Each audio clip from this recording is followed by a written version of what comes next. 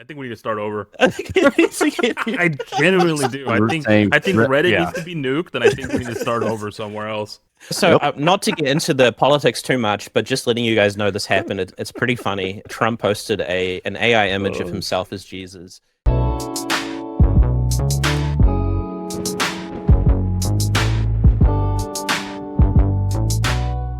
So next, it's going to be a little extra segment that I planned. This one's going to be a lot more casual. So I'm going to invite a bunch of extra people to speak. You could just speak if you want to. You don't have to, but yeah, we're going to have more of an open mic situation. So feel free to join the stage if you want. And I will screen share some of the things I've been interested in over the last 2 weeks. Let's see.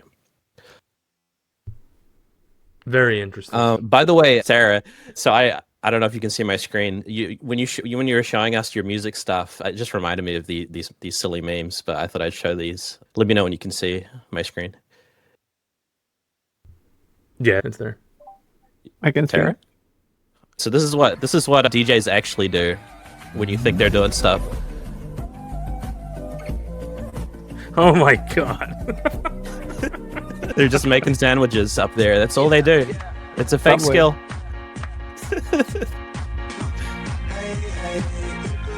You're breaking the illusion. No, I just thought I'd show that silly meme. That's amazing. Yeah. I mean, if you use a good DJ hardware, then you actually don't have to do much more than that. Because like I see them on stage and they're like twirling all these knobs and dials, and obviously it's a very like skilled skill, right? But to someone who doesn't know how to do it, it's like, are they actually doing something? And then a girl I know posted a video of her, and she said it's my first time DJing, and she was doing the same thing, and I was like, hold up, like, can anyone just do this? Have you seen the Deadmau5 quote about it? Even No. Deadmau5, a really popular DJ, there's a famous quote from him that you can Google. It's like he essentially says, all we do is just get up and press one button on stage. And so it's just I've long been in this battle as a lifelong musician. This is a battlefield I'm all too familiar with. Wow. I think I'm sadly, learning all the secrets. I think sadly, like the art of DJing has kind of like dissipated and no longer really exists as like people used to DJ like 20, 30 years ago. I think it's a lot different. Like it is very much press a button and then fade in, fade out, one song to the other, essentially. It comes down to parameter. This enables you to do other stuff. Like before, you were beat meshing all the time. You were listening to the tracks and trying to make sure they're in sync, and yeah, touching the vinyl for that. And now you can press play on one track and then press sync on the other track and press play on that one, and then they run in sync. But that means you now have your hands free. You can do stuff. You don't have to, but you can. There's other stuff you can do as a DJ.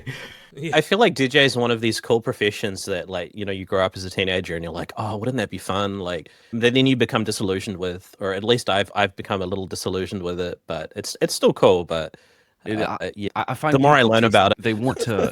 DJ lets someone romanticize about themselves being on stage and playing a role without really having to manage that many parameters of control.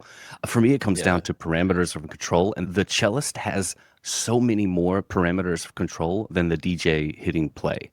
Thus, more is wagered. The live performance is thus then more captivating to me because I'm watching someone risk something. All the work's done. It's just like enjoy the music. But to see like a human soul, like, I don't know, expressed live, you need more parameters of expressivity. The soul, baby. This almost feels like the AI versus like authentic human art, the emotion. AI can't have emotions. I guess like people are saying, you know, people are discussing like what's going to happen to human authenticity when anyone can just create things with AI. And I guess my thoughts are there'll still always be a market for that, but I wonder what its value will be versus AI stuff. Renee says keep human in the loop. Yeah, I definitely agree with that. I don't think anyone really cares automated outputs. But you can also do that as a DJ. Have your own style. And to go on in this vein, there's a big misconception in AI that AI removes all parameters of control, and therefore, if you do anything with AI, you are hitting play. And as most people in this conversation probably realize, it's anything but that. I mean, AI for me allows me to put the pedal down even harder, and it motivates me to work even harder. And I already work really, really hard and long hours, like most of us here. Yeah, actually, I've been in a lot of debates with people on X lately, and they tell me, well, there's no real creativity because AI removes the barrier of friction. And it's like so hard to get these people to understand that, like, no, there's still heaps of friction when using AI. It So actually much doesn't do friction. what, Yeah. it doesn't do what you want. It's like slamming your head against a wall in some cases. But they just don't. The reason they don't understand it is they haven't tried it themselves. Moving on to my segments. So basically, the idea I had was just to kind of talk about the current cultural status of the big AI debate, just to talk about some of the big things that happened in the last 2 weeks. So both the good and the bad, or the things that are kind of maybe a bit depressing, and also some of the positive signs that things are shifting.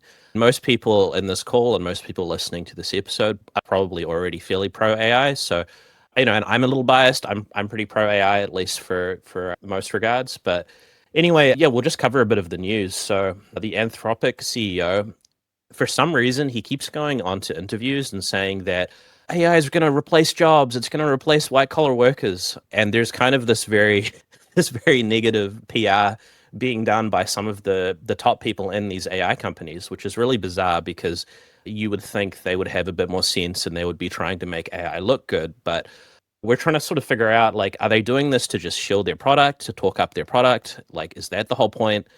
Or is it, I don't know, are they just really bad at PR? So I won't play the video, but I think this guy's kind of doing more harm than good in the space at the moment.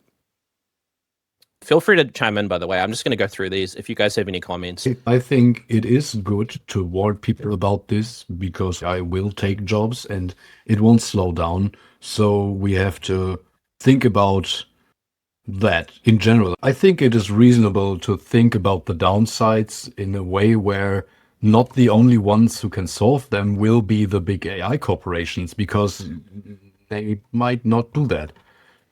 So someone else has to think about this too, like politicians maybe. Yeah, I think the news cycle tends to focus on the negative aspects of AI. A lot of like tech journalism, or supposedly tech journalism, like companies like, what is it, Futurism is one. Everything they post about AI is super negative. Did Dario state, like, what's his wish? Is there something he wants people to do? This guy? Oh, no, he's just pretty much saying that he thinks most entry-level white-collar jobs will be eradicated in 3 years. Like, he's also pushing for heavy, like, AI regulation, which is surprising in some ways because it's going to harm his product. He wants to regulate himself in many ways. Maybe he wants to be the one making the decisions of how it's regulated. I haven't gone too deep into this. This is just something I keep seeing people talk about on X, like, oh, the AI tech CEOs are gleefully talking about AI stealing everyone's jobs. It's kind of the theme this week, although it has been for a few months now. It's like when the unfortunately, CEO said something like making music isn't very fun, but he said it in a good context. He meant something by it that makes sense. Yeah, on that so bad and took it out of context. Yeah, well, that's what a lot of these articles do. They'll take one quote, like, actually in this, I won't play it, but he talks about some of the positives as well. But of course, the journalists pick up on one quote and then they just run with that as the headline, which in this case is AI is taking jobs. Yeah, there's always some agenda of like what to focus on, unfortunately, and like social media, like no one is very nuanced on social media. It's like, does this fit with what I agree with? Okay, I'm gonna give it the least generous take possible. Yeah, so true. accurate. I don't know if you guys have seen this guy. He's called HuskIRL, and he's been doing these hilarious AI videos where he talks to ChatGPT's voice mode and kind of pokes fun at it. This guy, I would say he's pretty neutral about AI, like he's just kind of having fun with it. But he was recently featured on mainstream American news, and he's kind of exploded in popularity. So I'll just show you this clip. It's pretty funny. This is all his clips are in the same style, but basically he kind of like points out how bad ChatGPT's voice mode is. I'll just play it for you. And you just time me how long it takes, okay? You got it. I'll be ready. Just say go when you start, and I'll keep track. Okay, ready, go. All right. I've started timing. Just focus on your run, and I'll be here when you get back. Okay, I'm back. Welcome back. I've got your time right here. How long was it? What? You clocked in at around 10 minutes 10 and 12. I swear it's faster than that. Sometimes it feels faster in the moment. No, it's closer to like 2 seconds. Oh, if only time worked that way. But I promise I'm giving you the real time. You timed me for 10 minutes. But if you want to go for a shorter, faster... Okay, but like if you're not able to do this, you can admit it. It's okay. It's totally okay to double check me. But I promise I'm doing my best. So you got 10 minutes. I'm gonna run a. The gaslighting is crazy. Yep. It knows better Yep. than him. These videos, they're pretty funny, but it's almost like now ChatGPT voice mode. 'Cause he's not the only person making these. Like it's become a whole genre, and it's really doing a lot of harm, I think, to AI as a whole. How bad ChatGPT voice mode is, because these are going like viral lately in the last. Isn't the month or problem two. here just that it doesn't have a timer? Yeah, It's a tool exactly. and so it can only give him a dumb answer. Yeah. It's basically hallucinating. It just hallucinates and gaslights a lot. It's because, of course, it tries to respond in real time, and so it doesn't have a very it's not as smart as if you actually message ChatGPT or whatever. It's the voice mode is way dumber, and people are just poking fun at it. I do recommend this channel though; it is really funny. This guy does these videos every day. I think I do agree with HuskIRL. why doesn't it just say it can't do it? Why does it just Mm. go straight into it's this? Like it never says I can't do that. It's always like trying to be perfect, I guess. Because it tries to predict what the correct answer that solves the user's problem would look like. Apparently, the it reason can't- is it's- that when AI is trained, it kind of gets rewarded for providing the correct answer, but sometimes it will get the correct answer even if it just guesses. And so it's kind of incentivized to just guess because 1 in 50 times it's going to get the correct answer. And so it's kind of a problem with the way LLMs are trained, apparently. This is what I've read. I'm not an expert on it, but yeah, there are like some papers that talk about how they can solve the problem, but it's still pretty big problem. Another unnerving thing for me about it is that we don't hear the voice or the AI ever think, or we never hear any subtle nuanced doubt in the voice, whereas we humans are so good, better than we realize subconsciously, on picking up lines of doubt, or just I don't know, almost like obligatory doubt, where it is odd that this voice has such sternness in it. And I think we humans pick up on the fact that the AI voice in particular responds just like, and yes, Tim, you did run 7 minutes, and that's how it is. Yeah, it's confidently If wrong. someone spoke to you that all the time, you'd be like, what the fuck?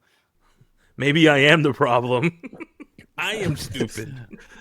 You're kind of touching on human psychology, because if somebody sounds very confident, people tend to just go with what they're saying, like in a work, for example. Yeah, and actually, yeah, some of these videos that Husk does, the AI, like it even has the inflections of like oh no, Husk, you're completely wrong, I'm correct. Like it even in the voice, it's so funny, like the way it does it. Yeah, it's amazing. But we laugh now. Another. Who knows what's coming as far as like we laugh at this now, but we could wake up tomorrow and it'd be just completely, not tomorrow, but like 5-10 years from now, who knows what this will be. So not to get into the politics too much, but just letting you guys know this happened. It's pretty funny. Trump posted an AI image of himself as Jesus, and this caused quite a stir on social media. Yeah. Did you hear how he said? We're entering. I was just about to say, did you hear what he was like coping, saying? It's a doctor, not Jesus. He was just saying, it's a doctor. What do you mean? It's not Jesus. So this was funny, and I mean, this is something I would have never had on my 2026 bingo card, like Trump AI generating himself as Jesus. Like, so we're entering very strange times with AI, and yeah, there's a lot of controversy about that. WAI image. Well, actually, there's some really funny alternate versions of this that other people have generated, which I won't show, but they're absolutely hilarious. We need a mesh up uncensored. Yeah, uncensored. And you guys just subscribe to the Patreon. It's uncensored there. So I'll talk a bit more about the positive stuff. I mean, if you're on X, you'll know there's like a raging battle every day about people being like anti-AI, and then people who are experimenting with it, kind of defending it.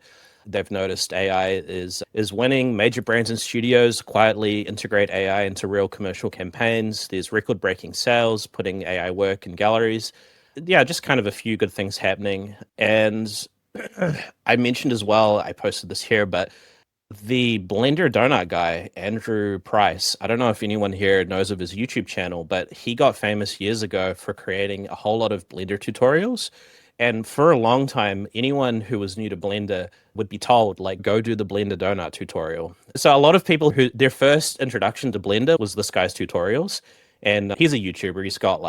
I think he's got like 2 million YouTube subs. But anyway, this guy recently caused a huge stir by posting an AI-powered workflow, which you can kind of see here in the post. And funnily enough, he used Meshy as part of it. So this is a Meshy generation, and I think he even mentioned Meshy. Yeah, he did.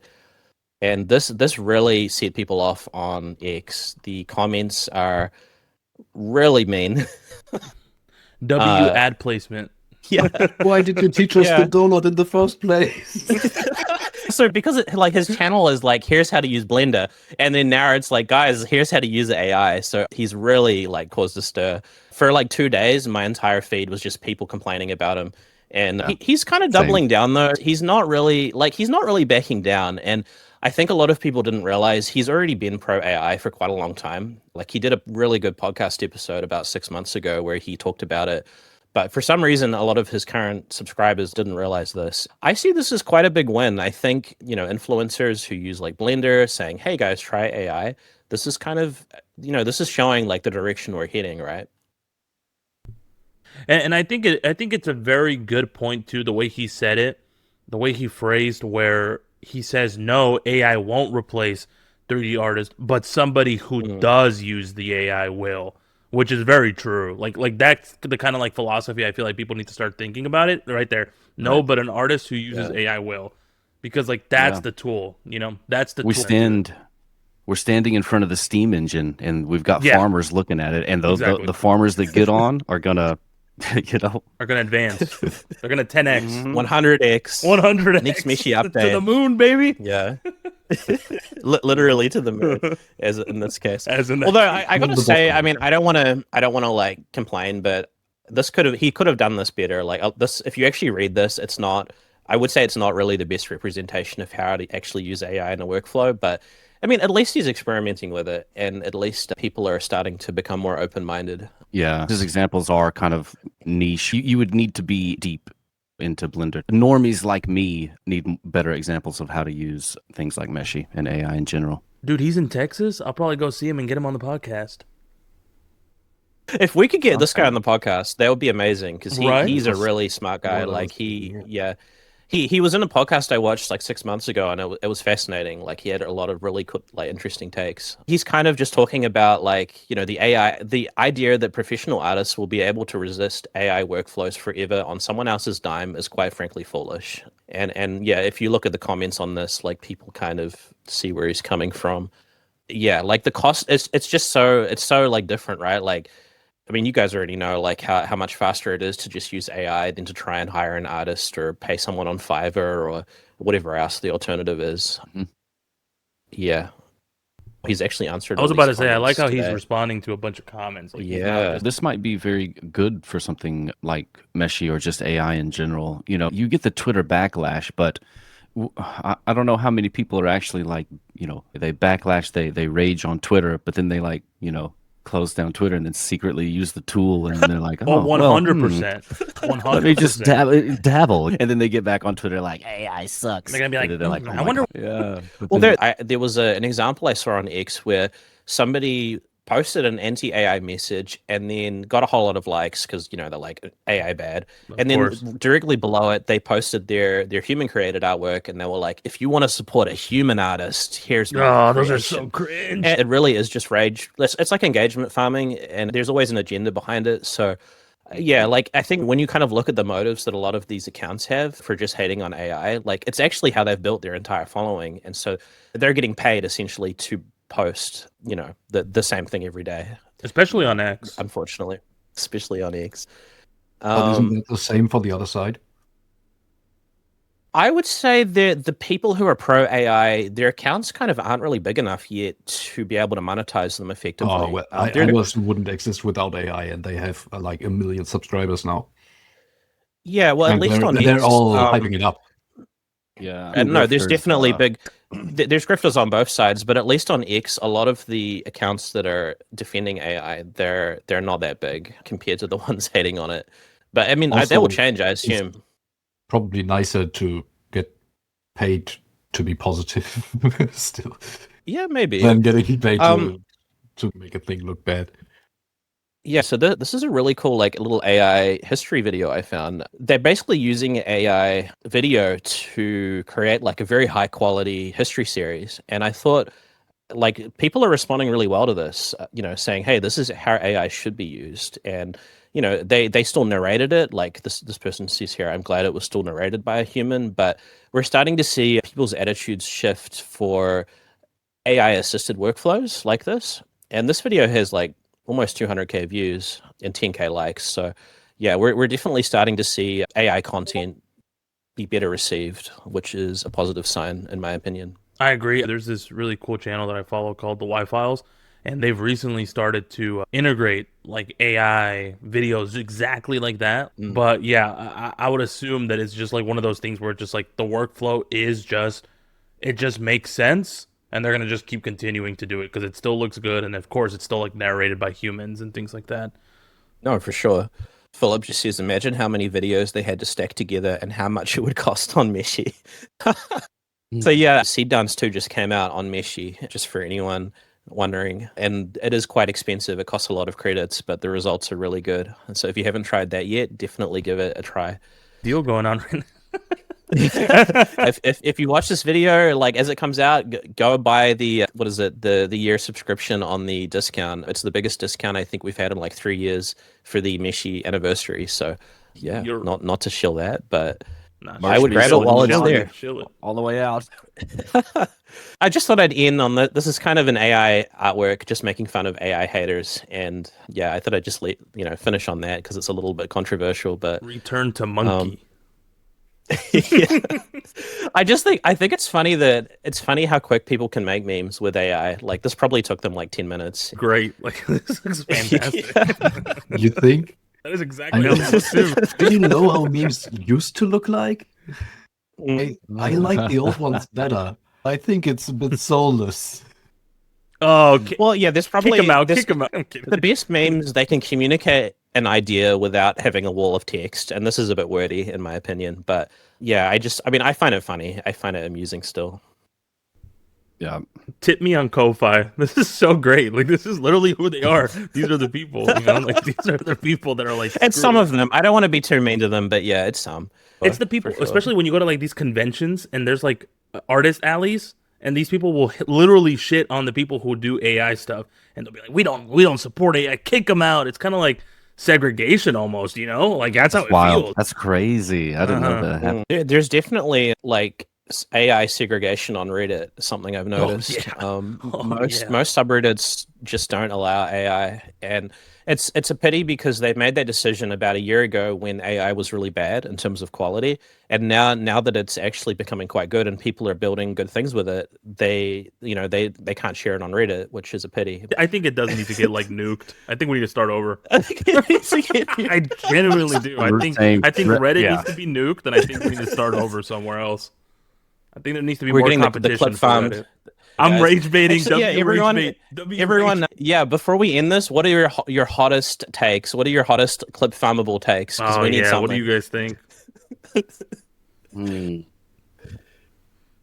Here's a hot take. We might have to wait an entire generation for AI tools to be really acceptable in the zeitgeist, because I can see a future where you have all these moms and dads who hate AI, and then their kids are going to see that and be like, want to be counterculture because this is the inevitable cycle of humans, and they will see the AI hate that their mom and dad's generation had, and they will counter against that and be like, you know what, we're going to use this because maybe that will be the fuel to usher in a more AI accepted, if the tech just doesn't become so powerful that you would be a simple fool to not use it. What do you think? Yeah, I think that's a very Galaxy Brains take. I think it's going to be a lot sooner than later. Like, I think it's already starting now, right? Like, I think a lot of people are very, even if it's niche, I think a lot of people, I mean, I wouldn't say it's too niche, but I think a lot of people are We'll just like do stuff like that, and we'll just accept AI. And I do think like just give it a couple more years. I do think like in a year or two, we are going to be. You know what? I side with Anthropic CEO. You know what? Sue me. I side with him. It is going to take 50% of white collar jobs. I do really think Meshy, the Meshy donut guy. What was his name? Andrew Price or something. Excuse me, Andrew, the blender donut guy. Yes. I followed him and commented on one of his tweets. I said, I don't know who you are, but I see the anti-AI mob hating on you, so I'm going to follow you because they can go kick rocks. But I didn't say it like that. I don't know if this is going to get published, so I'm trying to. I said it very. Say it vulgarly. Say it vulgarly. By the way, I'll add beeps. I think that younger generations are going to be much more likely to embrace this technology, and our generation are more likely to be the boomers resisting it, kind of like Correct, looking yeah. at things like the internet. And it's going to be normalized for younger generations because they're going to grow up with it, and they're going to be learning, they'll be using AI in school probably. And I think that's going to really be what ultimately changes the opinions. I was reading about the invention of electricity and the spread of it. I think it was in the late 1800s, and apparently the older generations resisted it then, and there were a lot of concerns that it was going to kill people, or there was a lot of fear and fear-mongering about it. And then younger generations just grew up with it being normal, and now, of course, nobody would really oppose electricity, or maybe very few people. So it just takes time. For sure. And it transformed the world in ways no one would have imagined before. It's like my hot take. It already happened. Like, I think no coder out there would have imagined it would write working code, like maybe 2 years ago or 3, I don't know. And I think that'll happen a few more times, and it'll really change things that right now we have no idea it will. Definitely. Let's all tag Andrew Price and ask him to come on the podcast. Maybe if enough of us post, he will. I'm pretty sure he'll see it, and then I can swoop in and be like, "Hey, hey, Andrew, I heard you're from Texas, buddy. Give him some free credits." Yo, Andrew, you want some credits, buddy? Yeah. The hell out of my DMs. what about AI music? What are y'all's thoughts on AI music? Well, Did you guys see we have a new channel in the Discord for AI music? Chill Post it. your stuff. Chill it. You have any hot takes or strong opinions on it or anything? Ooh, I have a hot take. I think it's great. I think it's a great tool. I think right now it needs to be implemented with a lot of human touch, if that makes sense. I don't think it's to the point where I can just say, make me a rock song about cell phones and then click. I mean, you could, right? But you shouldn't, because then it is just going to be pretty sloppy, if you know what I mean. And then you're going to just you'll just click enter, you'll let the song generate, and then you just upload it. I think it's better to take what you get from AI, maybe put it into like some music software, like a DAW or something, and then edit it there. Maybe add some of your own taste and pizzazz to it. At least that's where I think the AI music is right now, as far as it stands. So you don't think it is as qualitative as human music? It still needs like more parameters. I think so personally. Okay, now I need somebody to tell me, dude, you're fucking stupid. Go. Listen here, you monkey. Return to monkey. I think this illustrates a thing that's applicable to AI in general, where there was a point in time where these things were really creative, but the quality wasn't as high. And now the quality is really good, and they aren't very creative anymore. And are related, and I hope that the people making the tools address them somehow. I see the Midjourney guys doing it. I don't really see Suno doing it, like every version it got more boring, and it sounded way better in terms of just pure audio quality and fat sound. And that's kind of sad, and I see that if I imagine someone coming to the tool who has no experience as a musician and maybe didn't listen to all that much different music in their life, the kind of person who says, "Oh, I just listen to the radio," and they come and they make music and it sounds good to them. True. And I feel there's a few doors closing in that moment. Because it will always sound good, and that kind of prevents them from refining their taste into something that might sound even better, or at least maybe have more sort of personality or individuality. Here's my hot take. I only listen to AI music now, and I'm tired of human slop. It just feels so soulless to me. Like the top 40. I'm just tired of human slop. The top 40 trending like pop music, it just doesn't do it for me. Bottom, so they can go and like personally DM you and attack you. I need to DM you some good music, man. Well, it's actually it's quite hard to find music that I really like, and I'm not sure if I'm just using like all of these platforms wrong, but it's quite rare. So, yeah, I don't know. Which is fine. I think it's fine. I think AI music is so good that it's demystifying the wonder that music up until this point had. I think humans had romanticized music, and AI is showing us just how logically it can be put together. I think we like to think of music as containing the soul or the spirit, and AI has been like, oh, I'm doing the same thing. So we either have to say AI has a soul and spirit too, or we humans are more machine-like than we like to think. How about we just say music sucks in general? Let's just all just like start a riot. No. I have a question for you guys, though. A hypothetical. Let's say a band exists and they're having trouble writing a song. So they go to something like Suno and they create a song from scratch. They just say, give me a song that's going to make me sound sad or feel sad, and it's going to be a rock song. And they take the melody, the arrangement, the instrumentation, and they learn it and they copy it. Then they go on stage and they play that song as their song, and they don't tell anybody. Is this wrong, or is there nothing wrong with this? I think that's amazing. Personally, I think that's amazing. I think not telling anybody is wrong if people want to know. If people come there and they expect everything to be human made, then they have a right to know. Yes, expectation. I feel that too. The expectation part. If they loved the music until they found out and then they hated it, though, like what does that say about the listener? I've noticed this. Well, yeah, maybe there's some kind of criticism that can be leveled against them, because I have seen this elsewhere where people haven't been able to tell something was AI, and then they liked it, but then they find out and they say they hate it. To me, that's kind of odd as well. The visual equivalent of this analogy. If you buy a T-shirt and you like it, and then you find out it was made in some very unethical, terrible way, I mean, that won't change your opinion about the design of the shirt. But about the product as a whole? For me, it doesn't. I guess it depends on what parts you're criticizing. If you're saying aesthetically the music pleases me, I think it's high quality, and then you find out AI created it, and then you don't like it, that's kind of the weird part to me. I think if instead they're like, oh, well, I have ethical opposition to it, that makes more sense. So it depends on what the criticism is. Yeah, what would you say the difference? What would you say is, because like what I think of too is like, when you nowadays there's not that many people that write their own music. You know, they have like 20 different freaking songwriters for like a song.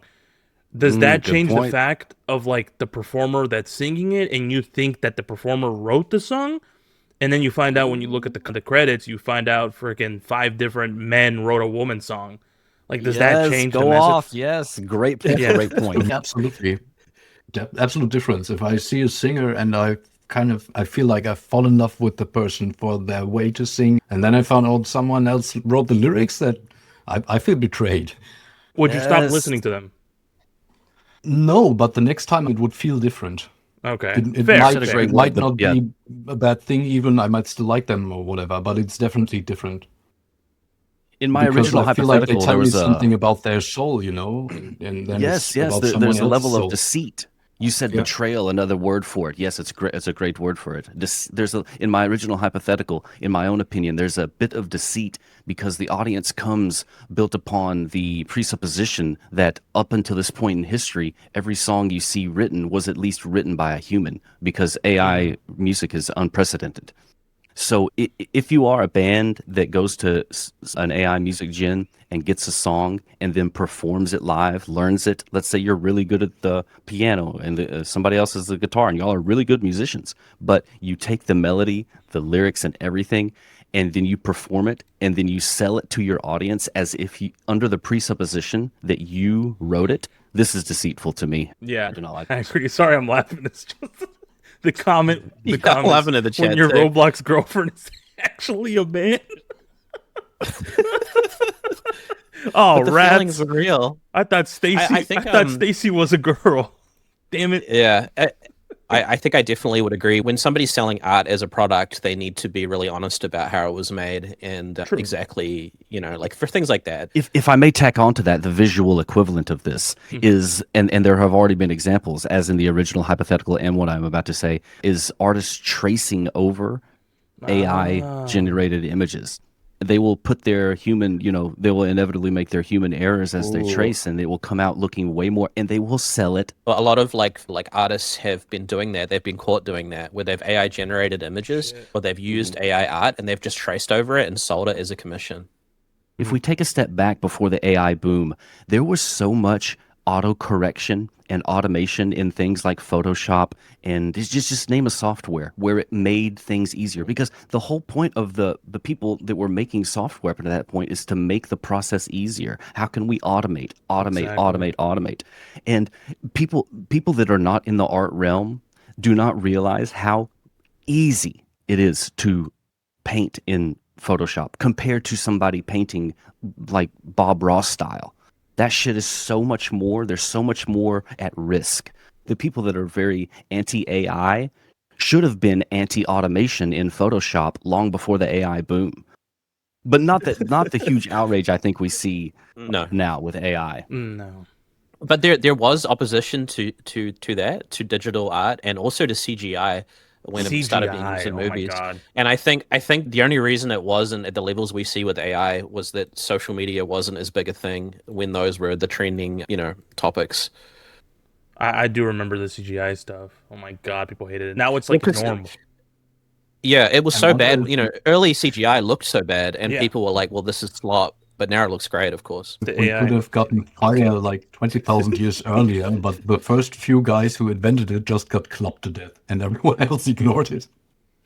Yeah. Oh man, this is flat Earth. I'm liking this segment. I think we need to do this more often. I like this. That's gonna wrap it up for today's episode, guys, of the Meshy podcast. Big, huge, massive thanks to Tara and Axie for joining, sharing their insights, and everybody here on stage, everybody in the audience, all you beautiful people that are watching and will watch in the near future. If you enjoyed this episode, make sure to follow, like, subscribe, and stay tuned for more conversations around AI, creativity, and 3D workflows. We'll catch you in the next one. Tara, play us out.